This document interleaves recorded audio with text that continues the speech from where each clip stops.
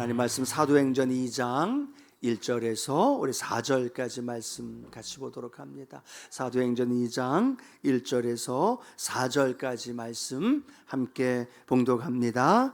오순절날이 이미 이름에 그들이 다 같이 한 곳에 모였더니 호련히 하늘로부터 급하고 강한 바람 같은 소리가 있어 그들이 앉은 온 집에 가득하며 마치 불의 혀처럼 갈라지는 것들이 그들에게 보여 각 사람 위에 하나씩 임하여 있더니 그들이 다 성령의 충만함을 받고 성령의 말하게 하심을 따라 다른 언어들로 말하기를 시작하니라. 아멘.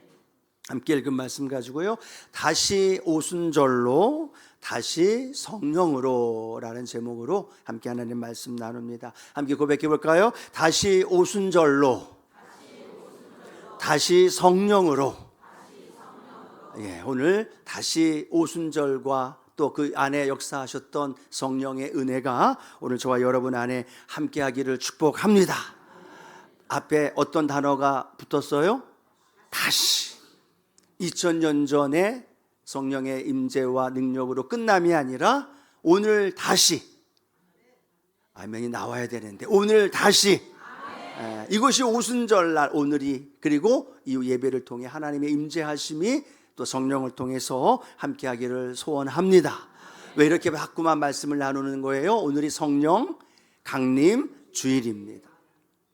구약 성경에 예언되었고 또 예수님께서 제자들을 통해서 약속하셨던 너희가 몇 날이 못되어 성령으로 침례를 받으리라, 그 말씀하신 그 말씀이 언제 이루어졌느냐? 오늘 임하게 되었고, 그래서 우리가 기념하면서 예배를 드리지만 기념이 아니라 다시 오순절날이 오늘이 되고 그 마가다락방이 오늘 우리 성전이 되어지고 함께 예배드렸던 기도했던 그들이 저와 여러분이 되어지기를 축복합니다.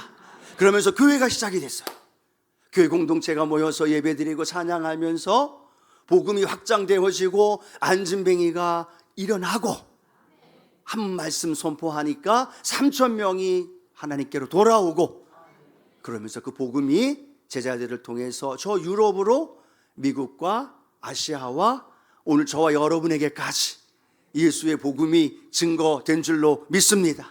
그 역사의 가장 중요한 시점이 바로 오늘 성령 강림 주일이에요. 그래서 오늘 바라면서 오늘 이곳에 오순절 날에 임한 성령의 은혜가 우리 모두에게 임할 것을 바라보며 함께 예배하는 저와 여러분 되기를 축복합니다.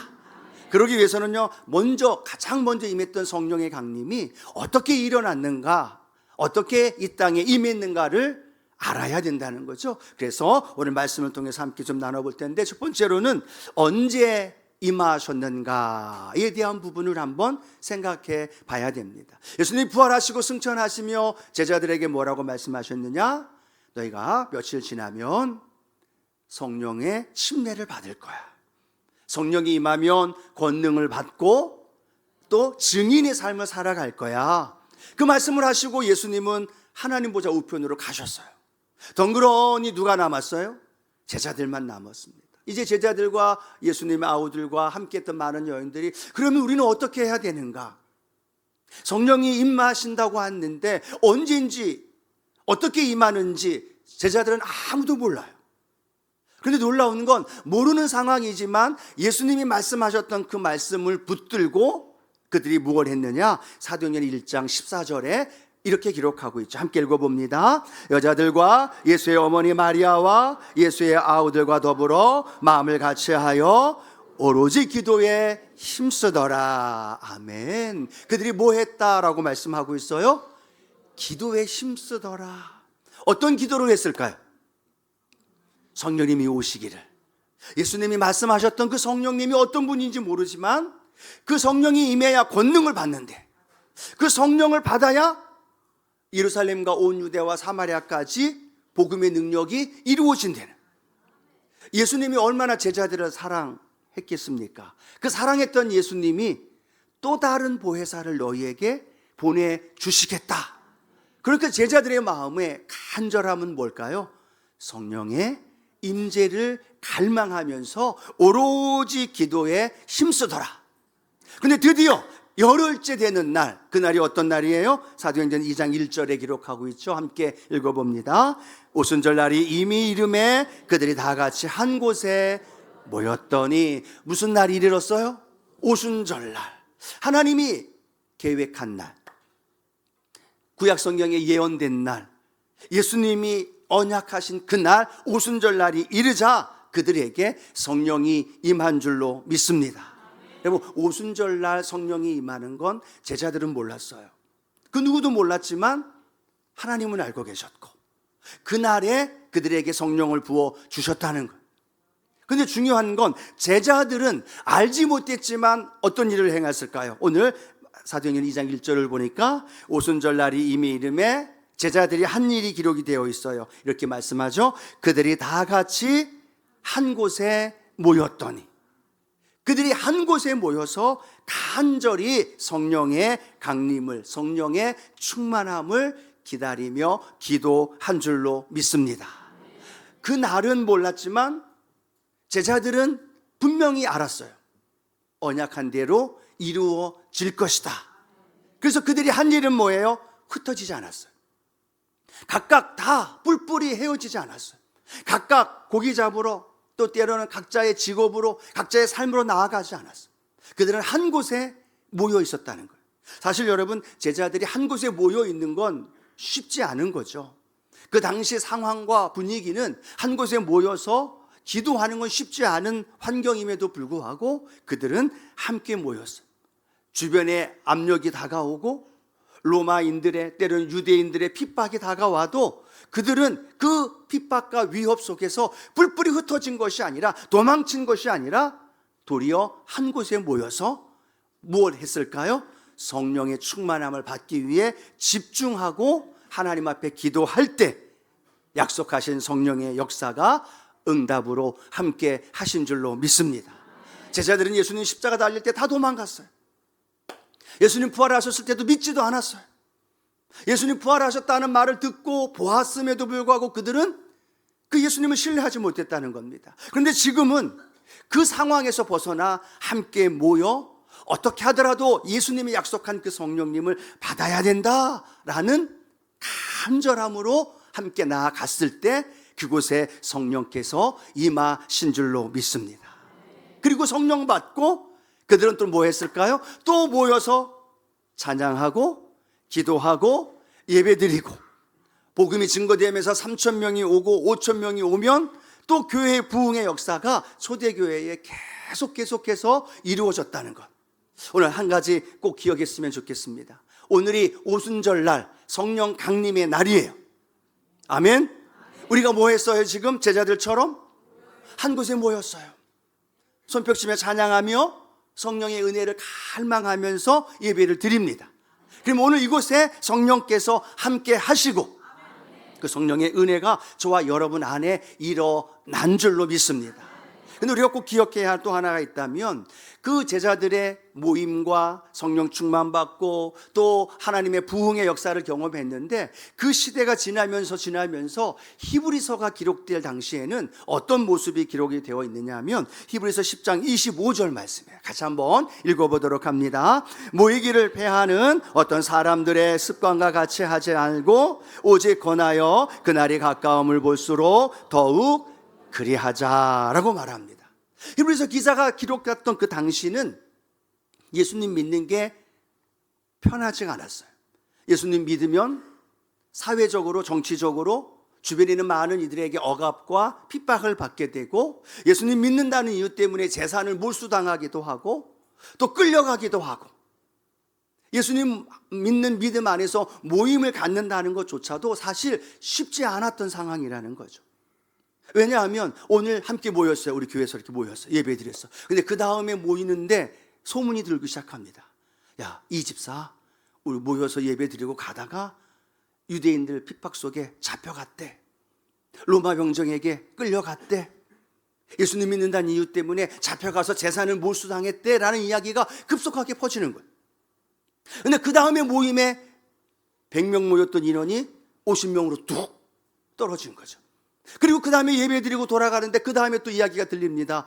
야, 김 집사 돌아가다가 어려움을 겪었대. 그런 이야기들이 주변에 있는 사람들한테 하나씩 하나씩 퍼지니까 사람들이 뭐라고 얘기할까요? 야, 그 모임 안 갈래. 그 모임 가면 뭐해? 또 가다가 잡히면 재산 몰수당하고 억압받고 불이익당할 텐데. 그러면서 또 사람들이 이야기를 합니다. 야, 차라리 그 모임 없애버리자. 그 모임 안 가지면 되잖아. 왜 그 모임 열어놓고 안 가는 죄의식을 갖게 해? 차라리 그 모임 없애버리자.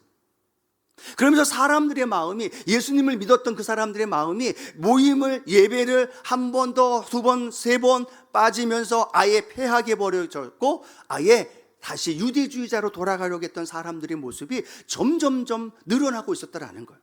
그래서 안타까운 마음으로 히브리서 기자가 뭐라고 얘기하느냐, 모이기를 폐하는 어떤 사람들의 습관과 같이 하지 마십시오. 그 사람들이 모이지 말자라고 이야기하는 그 사람들 고착되어지고 습관이 되어지고 한 번, 두 번, 세 번 안 나가다가 이제는 안 나가는 것, 아니 이제는 아예 그 모임조차도, 예배드리는 그 장소조차도 모이지 않는 그 사람들처럼 굳어져 버려 있는 그 모습 보면서 너무너무 안타까웠다.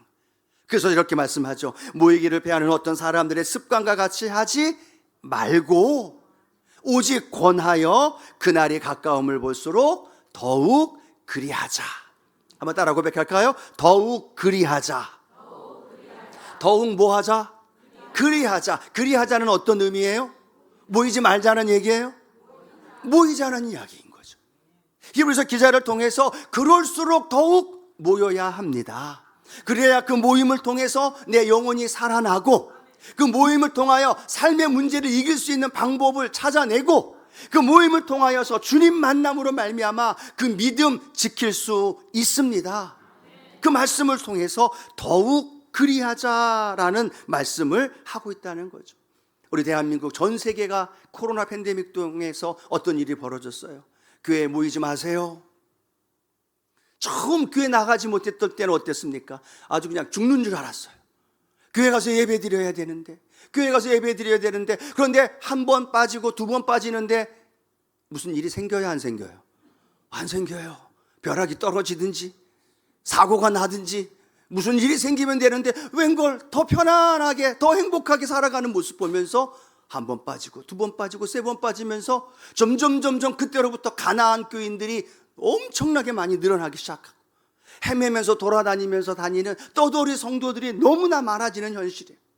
그 의식이 우리 마음에 굳어져 있어서 교회에 와서 모여 예배드리는 이 중요성과 이 가치 있는 하나님과의 만남의 시간이 세상의 어떤 모임이랑 거의 비슷한 시간이 되어져 버린 거예요. 한 번 빠져도 여행 가고, 한 번 빠져도 바이어 만나고, 한 번 빠져도 별일 없는 거예요. 그렇게 시간이 있으면 교회에 오고 시간이 안 되면 세상 일 하는 일들이 오늘날에도 너무나 많은 일들이 우리 안에 다가오고 있다는 사실. 근데 중요한 건 다 같이 한 곳에 모여 있더니 그때 성령의 역사가 임하게 되어졌고, 모여서 찬양하고 기도하고 함께 할 때 그 영혼이 살아나게 되고, 그 힘을 얻어서 믿음의 길을 걸어가며 삶의 문제와 어려움을 극복하며 이길 수 있는 그 하나님의 은혜가 저와 여러분 안에 있게 될 줄로 믿습니다. 그래서 예수님 뭐라고 말씀하고 있어요? 마태복음 18장 20절인데요. 함께 읽어볼까요? 두세 사람이 내 이름으로 모인 곳에는 나도 그들 중에 있느니라. 예수님이 계시겠다고 말합니다. 어디에 계시겠다고? 어디에? 성경적으로 마태복음 18장 20절 한 번 더 읽어볼까요? 두세 사람이 내 이름으로 모인 곳에 나도 그들 중에 있느니라. 예수님 말씀하신 거예요. 혼자 있는 자리가 아니에요. 외롭게 혼자 떨어져 있는 고립된 환경, 그곳이 아니라 두세 사람이 예수님의 이름으로 모인 곳, 오늘 이곳, 아멘이시죠? 구역에서, 때로는 지역에서, 때로는 모여서 삼큐 나눔, 말씀 나누고 기도하는 그곳에 주님 뭐라고 말씀하느냐? 내가 그들 중에 있으리라. 하나님의 나라가 어디 있다라고 말씀하셨어요, 예수님? 너희 안에. 여기 있다 저기 있다가 아니야. 그건 너희 안에. 그건 우리 아닐 수도 있지만요, 우리의 모임 안에 있다는 거예요. 두세 사람이 아니면 셋, 넷이 함께 모여서 예배하는 그곳. 그렇다면 원수마귀는 뭘 노릴까요? 모이게 할까요? 흩어지게 할까요? 은혜 받는 사람들은 어떤 삶을 살아갈까요? 모이는 삶. 그리고 모여서 함께 예배하고 그 은혜를 받은 분들이 흩어져서 복음을 전하고 다시 모여서 함께 성령의 은혜를 체험하고 그 은혜가 우리 안에 일어나야 될 줄로 믿습니다. 여러분, 우리가 유럽 교회의 이야기들을 종종 듣습니다. 얼마나 크고 화려하고 아름답게 유럽 교회를 지었습니까? 때로 유럽 여행 가게 되면 여기는 무슨 성당, 여기는 무슨 교회 다 이야기를 해요. 그런데 여러분 아시잖아요. 그 화려하고 웅장하고 아름다운 교회가 지금 어떤 존재가 되어 있어요? 나이트클럽으로 팔리고 관광 명소가 되어졌고 심지어 모스크가 되어져 있는 교회가 너무너무 많아요. 저도 터키 갔을 때 둘러보는 여러 곳에 예전엔 교회였었대요. 그런데 교회가 지금은 모스크로 바뀌었어. 수많은 일들이 일어난다는 거예요. 왜 그럴까요? 수많은 사람들이 모여서 교회에서 예배드리고 함께했던 사람들이 잘 사라지고 행복해지고 여러 가지 바쁜 이유 때문에 모이질 않아요. 교회가 텅텅 비어 있어요. 그러니까 유지가 안 되니까 결국은 팔리는 일들이 너무나 많아진다. 여러분, 대한민국은 어떻습니까? 참 안타까운 일들은 가끔씩 크리스천 소식지나 이런 데 보게 되어지면 교회가 가장 아름답고 예쁘게 지어 있는 교회가 있었는데 그 교회가 이단에게 팔리는 일들이 너무나 많아요. 돈 많은 이단들이 모이지 않고 성도들이 함께하지 않는 그 교회들마다 그 비싼 가격으로 매입하고 자신들의 그 이념을 포기하는 일들이 너무나 많아집니다. 이유가 뭘까요? 믿음의 사람들이 모이지 않기 때문에 다 같이 한 곳에 모여 하나님을 예배하고 하나님 앞에 기뻐 찬양하고 하나님의 은혜를 경험하고, 아멘이시죠? 그리고 그곳에서 받은 은혜를 가지고 흩어져서는 복음을 전하며 증거하는 놀라운 역사가 일어나야 될 줄로 믿습니다. 그래서 모여야 삽니다. 함께 해야 삽니다. 하나님의 구원의 역사가 일어나는 거죠. 예를 들어 이런 거지 않습니까? 여러분, 숯불을 죽어있는, 식어져 있는 그 숯불을 다시 활활 태우려면, 다시 살리려면 어떻게 해야 될까요? 활활 타오르고 있는 숯불 가운데 넣으면 돼요. 그러면 그 옆에 있는 숯불들로 인해 다시 활활 타오를 수 있다는 거죠. 근데 반대로 활활 타오르고 있는 숯불 중에 하나를 끄집어내서 한 곳에 따로 두면 그 숯불은 어떻게 될까요? 금방 식어져 죽어버리게 되어지는. 우리 신앙도 마찬가지입니다. 홀로가 아니라 함께 연합하여 교회 공동체가 서로에게 따뜻한 불이 전달되어지고 주의 사랑이 흘러가게 되어지고, 그러므로 말미암아 주의 복음의 은혜가 나도 살고 옆에 계신 분도 살고 나도 살고 우리 가족도 살고, 그런 교회의 부흥과 그 성령의 역사가 우리 안에 일어나게 되기를 축복합니다.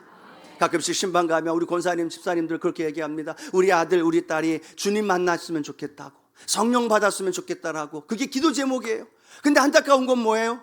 그 성령 받아야 할 아들, 딸이 교회에 다 같이 모이는 자리에 안 모여요. 다 같이 모여서 예배 드리고 그나마 여기에 있어야 부스럭이라도 그 은혜를 체험할 텐데 이 자리에 안 와요. 이 자리가 아닌 다른 자리에 모여 있는데 어떻게 그가 주님 만나고 성령의 은혜를 경험할 수 있겠어요? 아니요. 모임의 자리에 불러오세요. 아멘. 멱살을 잡고라도 데리고 오세요. 그래야 이 자리에서 말씀 듣다가 깨어지고 기도하다가 옆에 있는 사람들이 받은 성령의 불이 나에게도 건져지고, 그래서 하나님의 은혜를 맛볼 수 있게 되어진다면 오늘 저와 여러분 이 모임의 자리에 함께 하면서 그 은혜를 내가 누리고 전해주고 함께 하는 은혜가 있게 되기를 축복합니다. 그래서 우리가 이제 이번 주 금요일부터 선교사님들 모십니다. 2주 동안 7분의 선교사님이 오셔서 우리 교회에서 세계 곳곳에 임재하신 하나님의 성령의 역사를 간증할 거예요. 그때 우리의 자녀들 데리고 와야 될까요? 아니면 혼자 와야 될까요? 혼자도 아니고 혼자도 본인도 못 올 상황이 아닌가요? 생각해 보세요. 그 자리에 안 오는데, 그 은혜의 자리에 없는데, 그렇죠? 아무리 예수님 잘 쫓아다녔던 사람이더라도 마가다락방에 120명 그 안에 있지 않았다면 성령 받지 못했다는 거예요. 그런데 그곳에 있으니까 성령 받고 주님 만나고 주의 은혜로 힘을 얻고 그 은혜 안에서 살아간 줄로 믿습니다. 그 은혜의, 그 놀라운 성령의 은혜를 오늘도 이곳에서 저와 여러분에게 부어 주십니다. 자, 그러면 어떻게 임하셨는가? 오늘 성경은 세 가지를 통해 우리에게 말씀하는데요. 하나는 바람 같은 소리가 온 집에 가득했다라고 성경은 말합니다. 우리 사도행전 2장 2절 말씀 함께 읽어봅니다. 호련히 하늘로부터 급하고 강한 바람 같은 소리가 있어 그들이 앉은 온 집에 가득하여 라고 말합니다. 호련히 간절히 기도하고 있는데 호련히 하늘로부터 급하고 강한 바람 같은 소리가 들린다는 거예요. 바람이 보여요, 안 보여요? 안 보여요. 그런데 들려요, 안 들려요? 들려요. 하는 이 소리. 똑같은 소리는 아니겠죠? 120명이 모여서 기도하는데 바람이 부는 것처럼 무언가가 운행하는 것처럼 느껴지는 그 바람이 예수님은 성령을 설명할 때 사용했던 것처럼 성령의 바람이 그 120명에 앉아 있는 곳에 움직이기 시작하는 거. 기도하는데 이게 무슨 소리지? 이게 무슨 소리지? 내 마음에서, 아니 주변에서 함께하는 모든 이들 가운데 강하게 성령의 바람이, 누가 불어서가 아니라 위로부터 하나님의 급하고 강한 바람이 그 집에, 그곳에 강력하게 임한 줄로 믿습니다. 그 바람은 푸뉴마라는 단어예요. 그 바람은 하나님이 흙으로 아담을 만들고 흙덩어리였던 아담의 코에 무엇을 불어넣으셨을까요? 하고 생기를 불어넣어요. 흙덩어리였는데 생기가 들어가자마자 그 흙덩어리가 무엇으로 바뀌어요? 생령, 살아있는 영 바뀌어지는. 에스겔의 마른 뼈, 그 골짜기에 모든 시체로 인하여 마른 뼈인데 하나님의 생기가 불어오니까 그 생기가 어떻게 합니까?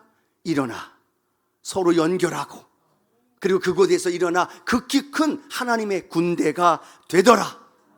오늘 바라보면서 여러분 귀를 쫑긋하고 오늘 성령의 바람이 내 귀에 들려오는지, 어떻게 성령님이 이곳에서 운행하시는지 내 귀로 들을 수 있고 내 믿음으로 들을 수 있고 그 성령의 바람이 내 삶을 함께하는 은혜가 있게 되기를 축복합니다. 저는 늘 그렇게 기도합니다. 내 안에 좀 불안함과 염려가 되는 일들이 있으면 마음이 좀 불안해요. 또 성도를 위해 기도할 때 그 기도에 그 마음속에 조금 염려와 불안한 마음이 생길 때가 있어요. 그러면 늘 기도합니다. 성령 하나님, 오늘 내 안에 오셔서 이 불안한 마음, 이 불안한 기운들을 성령의 바람으로 몰아가 주시고, 그렇게 하나님의 성령을 간절히 기도하면 성령께서 내 안에 평강의 마음을 주셔요. 그 평강의 마음으로 함께하면 놀라운 건 그 다음에 문제가 해결되어지고 일들이 해결되어지는 일들을 너무나 많이 느껴요.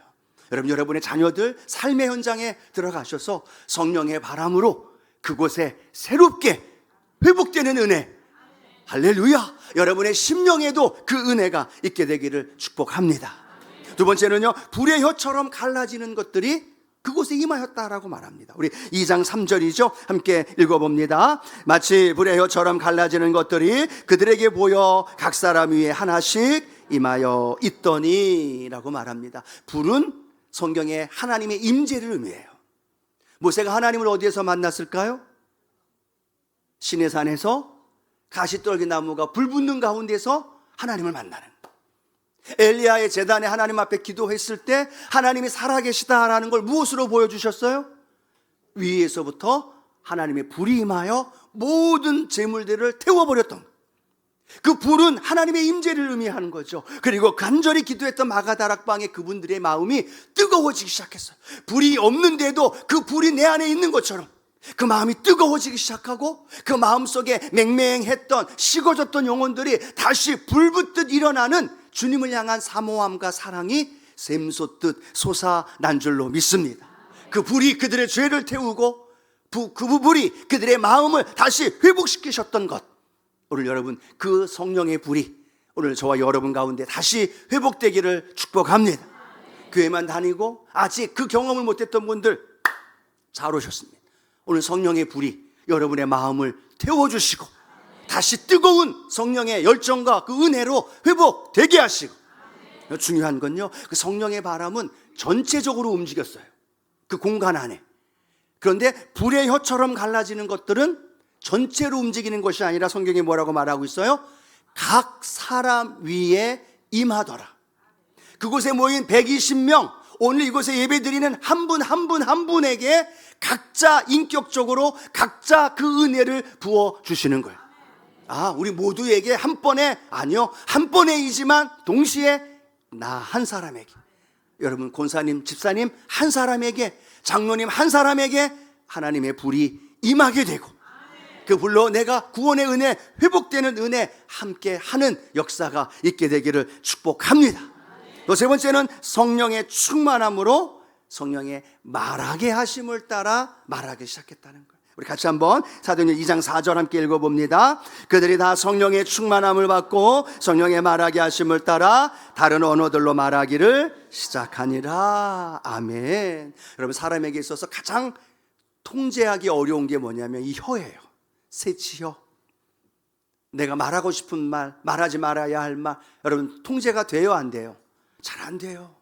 실수하고 내 입에 파수꾼을 지켜야 되는데 넘어지기도 하고, 하지 말아야 할 말도 하고, 또 해야 할 말은 못하는 연약한 모습이에요. 근데 놀라운 건 성령님이 그 사람들을 하나님의 성령으로 붙들어 주니까 어떻게 되어지느냐, 그 입에, 혀의 권세를 하나님께서 붙들어 주셔서 내가 말하는데 내가 말하는 게 아니에요.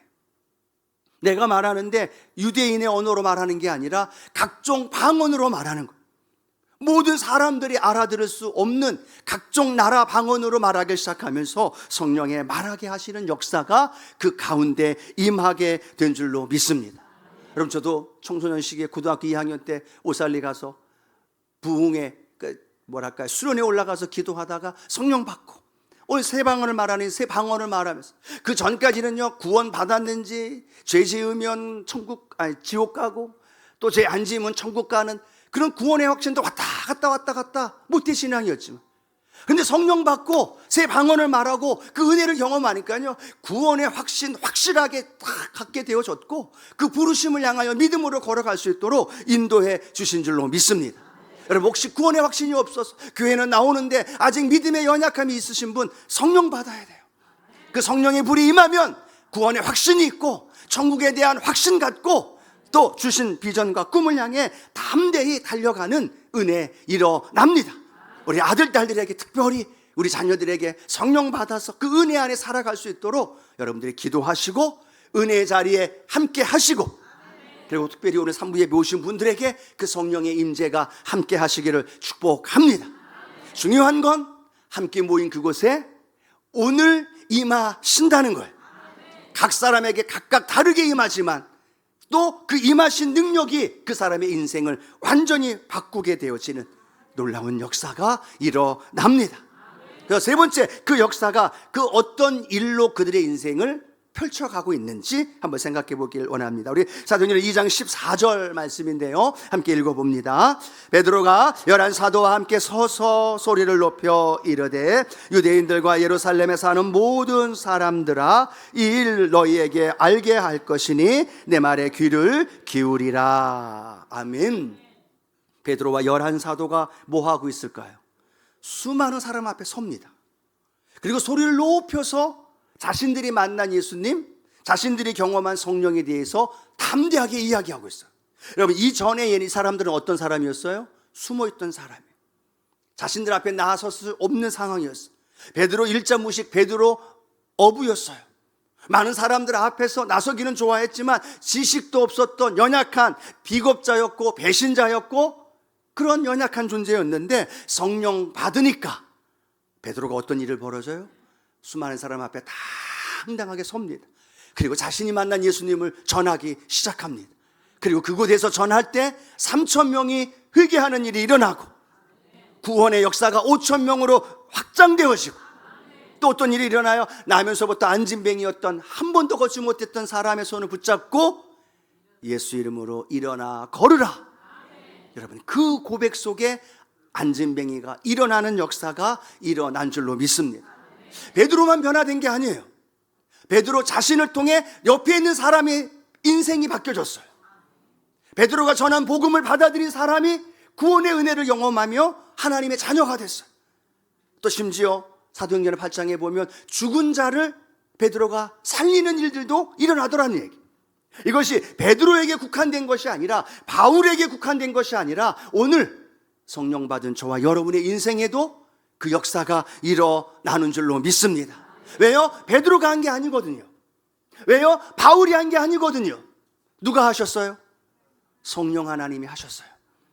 오순절에 임한 성령이, 바울을 만난 성령 하나님의 그 은혜가 그들을 통해서 수많은 일들을 행하셨다면, 이들이 경험한 성령 하나님이 오늘도 저와 여러분 안에 함께 하신다는 거. 한 번 더, 함께 하신다는 거. 그 성령님은 동일하신 분이라는 거예요. 그 성령님은 오늘도 동일하게 그 일을 이루시기를 원하셔서 1년에 한 번 성령 강림 주일을 통해 우리에게 그 중요성을 깨닫게 해주시는 거예요. 아, 내 인생의 목적이 달라지고, 내 삶의 두려움의 대상이 바뀌어지기 시작하고, 내 삶에 추구했던 가치가 완전히 달라지는 일. 성령 받기 전에는 내 마음, 내 뜻, 내 계획, 내가 원하는 대로 살아갔던 베드로의 모습, 바울의 모습. 근데 그들이 성령 받으니까 주의 나라를 위해 담대히 일어설 수 있었고, 그를 통해 사람을 살리고 주변에 있는 이들을 회복시키시고 하나님의 놀라운 구원의 역사가 일어난 줄로 믿습니다. 오늘 주님은 이 성령 강림주의를 통해 우리에게 무엇을 원하실까? 곰곰이 묵상해 봤어요. 이 예배를 통해 이 자리에 계신 우리 주님, 우리 주의 성령은 우리에게 무엇을 원하실까? 그 성령이 동일하게 우리 성도님 삶의 현장 안에 함께 하신다는 거. 아멘. 그리고 그 성령님과 함께 살아가라는 거. 한계에 무너지지 말고 내 주변에, 내 환경, 내 연약한 나이, 질병, 내 물질의 부족함에 무너지지 말고 성령님이 임하시면, 성령님이 함께 하시면 한계를 돌파하게 되어지고, 나만이 아니라 내 아들, 내 딸, 내 삶의 놀라운 일들로 이루어 주신다는. 늘 저는 이 성령에 대한 이야기할 때마다 우리 조영기 목사님 말씀하셨던 게 기억납니다. 10대 나이에 폐병으로 기침만 하면, 말만 하면 목에서 피가 터져 나왔고, 이제는 죽었구나라고 이야기할 때 아는 분의 전도로 인해서 예수 믿으라는 이야기 듣고 그분이 그렇게 고백했죠. 나 예수님 믿으면 나 고쳐달라고, 나 고쳐주시면 나 예수 믿겠다고. 놀라운 건 주님의 은혜를 경험하고 그 폐병에서 치료받게 되고, 그 은혜가 감사하니까 주의 종이 되어 신학을 가고, 그러면서 성령의 충만한 은혜 안에 다니면서 몸은 불편하고 여러 가지 환경은 어려워도 성령의 능력 안에서 복음을 증거할 때 베드로처럼 3,000명이 5,000명이, 때로는 안진뱅이가 일어나고 귀 못 듣는 사람, 보지 못하는 사람들이 보게 되어지고, 그 역사가 우리 많은 우리 성도님들에게, 아니 오늘 우리 삶 가운데 증명되어지고 있는 것처럼, 오늘 정기 목사님에게 함께 하셨던, 오늘 바울과 베드로에게 역사하셨던 그 은혜가 오늘 저와 여러분 안에 임하게 됩니다. 그걸 믿음으로 바라보면서 그 일을 꿈꾸고 그 일을 믿음으로 담대히 걸어가는 우리 성도님들 되어지기를 주님의 이름으로 축복합니다. 기억하십시오. 성령 강림 주일, 절기 2000년 전에 있었던 것 기념이 아닙니다.